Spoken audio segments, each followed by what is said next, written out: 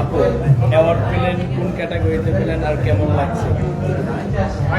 Award তো সবসময় ভালো লাগে, অনেক অনেক ভালো লাগছে। আর যারা দিয়েছে তাদের জন্য বেশি ভালোবাসা, কারণ তারা বুঝতে পারে কাকে অ্যাওয়ার্ড দিতে হবে। সো এই জন্য তাদের প্রতি অনেক অনেক শুভেচ্ছা আর কি। 24টা কেমন গেল? 24 অনেক ভালো, অনেক ভালো।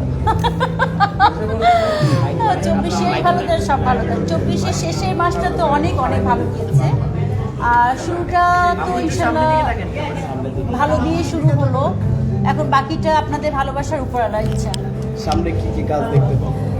কাজের মধ্যে আসলে যেটা কাজ বলতে আমাদের ফিল্ম আর্টিস্টদের যেটা বোঝায়, আসলে আমরা যত কাজই করি না কেন ফিল্মটা হচ্ছে আমাদের হচ্ছে মেইন জায়গা। সো সেটার প্রতি আমার একটু বরাবরই মানে প্রথম থেকে একটু চুজি বলবো না, ব্যাটে বলে নাম নিলে আমি কাজ করতে চাই।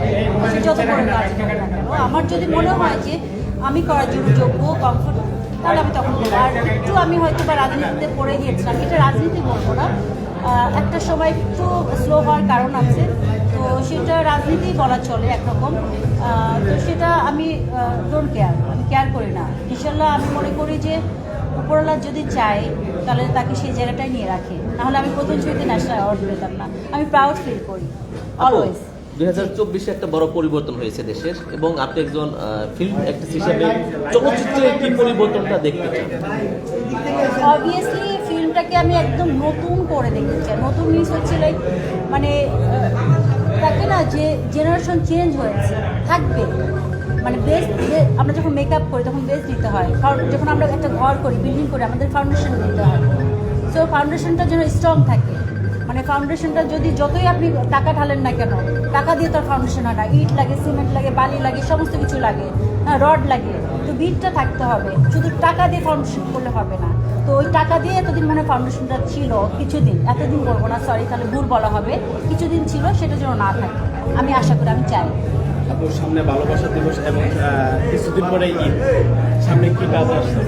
আমি ঈদ নিয়ে কথা বলতে চাই, ভালোবাসা নিয়ে কথা বলতে চাই। কারণ 12 মাস, বছরের 12 মাসে আমাদের ভালোবাসা আছে সবার প্রতি সবার। আর যেটা আমাদের কালচার সেটাকে আমি প্রাধান্য দিতে চাই। সো ভ্যালেন্টাইন ডে আমাদের প্রাধান্য দেওয়াটা, আমি জানি না যাদের কাছে ভালো লাগে তারা দেয়, আমার কাছে মনে হয় যে প্রত্যেকটা দিনই হচ্ছে ভালোবাসা দিবস। আর ঈদ আমাদের মুসলিমদের জন্য 2টা ঈদ আসে, তো সো সেটার জন্য আমরা যেন প্রত্যেকটা মানুষ সে পর্যন্ত ভালো থাকতে পারি এবং সবার প্রতি ভালোবাসা রাখতে পারি। একটু বাইরের কাছে যাবো শেষ।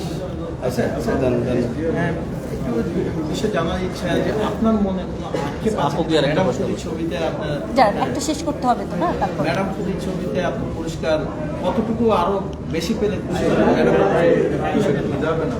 ম্যাডাম ফুলি ছবির জন্য আরো আরো কতগুলো মানে পুরস্কার পেলে আপনার অতিষ্ঠতা? না না না না, এনাফ। প্রথম ছবিতে ইতিহাস থাকবে বাংলাদেশে, প্রথম ছবিতে ন্যাশনাল অ্যাওয়ার্ড পেয়েছে, এটা তো ইতিহাস। আমার আর পুরস্কার পাওয়ার দরকার নাই, সরি দরকার নাই মিস হচ্ছে যে আমি ওই লোকটা কখনোই করি না যে আমি কাজ করি নিষ্ঠার সাথে, যে আমার কাজ হচ্ছে, আমার হচ্ছে গিয়ে কর্মটা কি ধর্ম, তো আমার কাজটা দিয়ে আমি ধর্মটাকে মেনটেন করতে চাই। আমার অ্যাওয়ার্ড হচ্ছে গিয়ে যারা দিবে, আমি অবভিয়াসলি আমি সাধুবাদ জানাই, তাদেরকে অনেক অনেক ভালোবাসি। আর প্রথমে যারা পুরস্কার পেয়ে যায় তাদের হয়তো একটু ওরকম জায়গাতে আল্লাহ রাখে।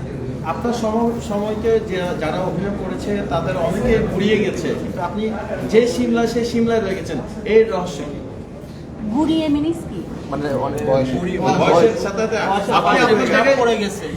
ও আচ্ছা আচ্ছা, মানে না মানে আচ্ছা, সেখানে আপনি বয়স একটা সংখ্যা, এটা নিয়ে কোনো কথা বলবেন না, বলাটা ঠিকও না। কে কার বয়স কী হয়েছে না হয়েছে সেটা সংখ্যা দিয়ে আমি এখন মরে গেলে চলে যেতে পারি, কোন বয়স নিয়ে চলে গেলাম সেটা বড় কথা না, কী কাজ দিয়ে গেলাম সেটা বড় কথা।